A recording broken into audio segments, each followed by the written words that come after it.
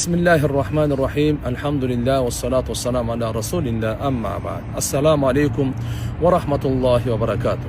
Urmatlı mekendешler, qadırlı musulman bir tuğandar, barыңыздарга жараткан Алла Тааланын тынчтыгы саламы, мээрими райымы жана берекеси болсун.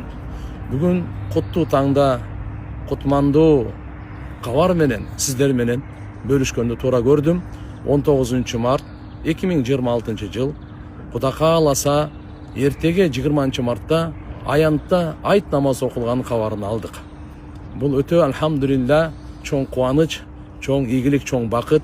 Президентибизге Садыр Нуркожоевичке чоң рахмат айтабыз, терең ыраазычылык билдиребиз. Элибиздин жүрөгүндөгү көйгөйүн, арманын орундатты. Алла субханаху ва таала баарыбыздын туткан орозобузду кабыл кылсын. Келе жаткан айт майрамыңыздар маарек болсун. Жыл бою жакшылыкта, ийгиликте, бактылыкта, жеңиште болойлу. Кийинки Рамазан айга Алла Таалам баарыбызды эсен аман жеткирсин. Салам алейкум ва рахматуллахи ва баракатух.